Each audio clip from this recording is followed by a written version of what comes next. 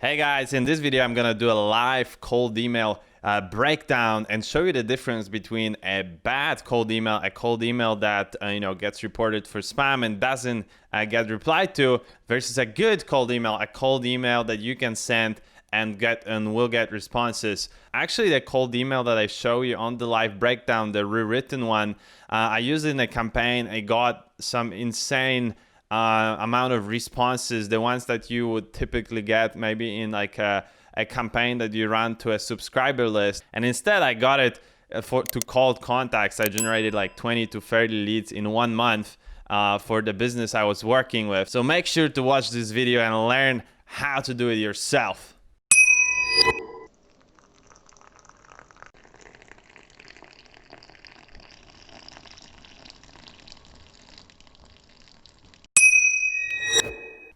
So today basically I woke up angry because I thought, yeah, I mean, like, why the client I have, almost all the people that we reach out to, they all tell him that they want to pause, they want to look, they want to wait out the corona situation. And yesterday I was hearing people talking about, yeah, how corona is bad and they can't do anything. And I think this is all bullshit. Like, I think yeah, obviously everyone's scared, but I think this is the perfect time for people like us, leaders. And my client is also a leader because he wants to take action. He wants to get people moving in those times. And I think I got angry, and basically I decided to just edit the emails and be like, okay, let's do it a different way and see if that works. So basically let's get into it. There are a few good things in the first email, and there are a few things that I totally changed. For instance, the subject lines, I think they are too vague and they will get lost in the inbox. So we definitely need to, subject line either has to be personalized, in my opinion, has to be super valuable. So if you're reaching out to CEOs, founders, it has to be something they really care about. And I would say right now it's even more important, just because people get more emails. So in order to stand out, you have two choices. You can do more generic email subject line, but then you have a limit as to like what are you gonna get as far as opens, maybe like 50-60%. Or then you can go one level higher. It's basically for each individual person, change it and write like, hey, your article X on Y, or like something specific that only a certain that only if you research them, or only you are in a certain group, or if you know somebody, just say via the name. So I would say right now, this is normally I would say subject lines are not so important, but right now they have become quite important. Change the subject line, but that's just one idea. I think there's many. We say like first name, so their name, and we've not met, but we love blockchain. So that's the type of subject line that's not super personalized, but it has first name and also has some kind of a connection. So connection is always good, and it admits it's honest. So we've not met. So I would say it's not perfect. Like next, I took the same idea, but gave a name. So we say Konrad, salutations from solitary confinement. I think it always, like, people like to hear their own names. It's only bad if you overuse it and you write it like name somewhere, and it's obvious like you're putting just some tags in maybe some automation. But normally, like, that's how you talk to people. Say, hey, Matt, make me a tea, make me a coffee. You always start with a name. So I would say this is quite important. Then we are honest. You don't know me, but I thought I would reach out. You could change it to, maybe you could get creative here, but the reason I had some more ideas, I thought I would muster the courage to reach out, but I don't want to make it too long, because I want them to just like see, okay, this is different, and get them to the second line, because that's what you do. You write line to get them to the second line, and you write the second line to get them to the third line. You write the third line to get them to the fourth line. That's the whole goal. So I'd say this one does the job of it, and then they go here. Oh damn.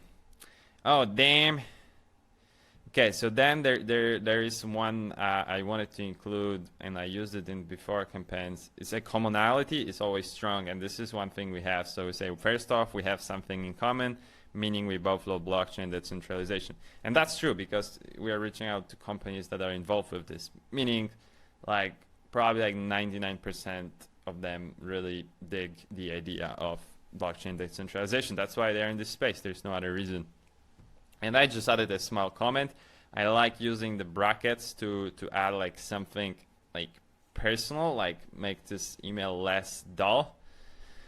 Then I'm answering the question they had, like, what am I doing in their inbox? Like, why am I mentioning all these things? Because I think that's the point where they're like wondering, like, what? Okay, so like we are established that like this is not Robert. Okay, this is a guy somewhere in my tribe. Okay, so what's the point? I got your details here. So that's how I found you. So okay, so that makes sense. I got your details. So okay, so that kind of puts it in a place. Like okay, like what? Are we talking about my company? Are we talking about what? So I got your details, search for most erudite titles of blockchain startups in location. And we are reaching out to people in different countries. So that makes it more specific. And I think it's specific enough. And while having a bit of joke, like the most erudite, so like just kind of play with words, I would make them like a bit crack a smile possibly and show them, okay, like we know what we're doing here. It's not super random. And then this one I'll think if I keep it, but congrats on being the chosen one. So that maybe should be here. And that's just kind of like to finish this sentence to make it okay for them to like just crack a small smile. So we connected with them, we create them a smile, and then we start like a short pitch. And it's not really even a pitch, it's really just illuminating the problem, as Josh Brown would say. So it's basically saying like, it's weird time though, isn't it? So I took that from my copyright, that's good. And then I took some parts of it, but then I changed it. So I said, since the global pandemic started, almost every blockchain startup I've talked to has put their plans on hold, trying to wait out the storm. I took it, this is a new sentence because that's basically what we are seeing. Our clients is talking to them, but almost everyone's saying, no, we were waiting, we don't want to move forward with anything. So I want to kind of, talk to their brain what they're thinking. They're probably like, they're gonna think like, yeah, that's true. Like everyone's waiting, or maybe we are too. Maybe like the point of it is not really to assume that this is what they're doing, but it's more about saying that okay, we are in this space, we talk to others, and this is so it's like some insights. Okay, this is what's happening. And then we go to, okay, hopefully you and your team have other plans. So we kind of change direction. Okay, like this is why I'm here. Hopefully you and your team have other plans, using this as opportunity to get ahead of competition by building your defense, cut down overhead, offense, product development, marketing, getting funds. So I basically just took a huge idea of like many problems, ideas, things that we can help them with, and things that they might be like tackling right now, and they just kind of summarized it in two simple terms like defense, offense. Because first, the goal of this, and then the question, where you are at with company, offense or defense. It's basically trying to start a conversation and figure out where are they? Are they trying to reduce costs? Are they trying to grow? And I think this makes it simple enough to start a conversation. And then we also have custom PS that shows we did more research, and we put it in PS, so it's kind of like,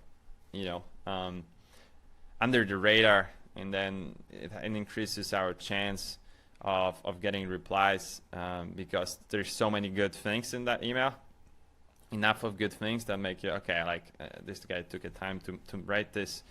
Let's see what he's got. And you see, we don't even put any credibility. I decided to remove like us writing what companies we worked with. I will include that in the follow-ups, because I think with this email I decided we just want to figure out where they are. Are they one of us? Because that's also like qualifies them.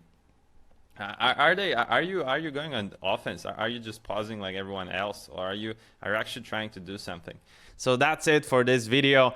Just to summarize, in this video I showed you a bad cold email and a cold email written by one of my copywriters, and then a rewritten version, a good cold email that I wrote myself, and then I used it in actual campaign for one of my clients, and that generated around 20 to 30 leads in 1 month. So that's like 20 to 30 interested people. So I hope this was valuable. If it was, make sure to subscribe, comment, like, or do whatever else is spelled out by technology. I will very much appreciate it. If you have any comments, I will make sure to reply to every single one of them and give you as much of a detailed response as possible. So thanks again, and I will see you in the next episode. See you.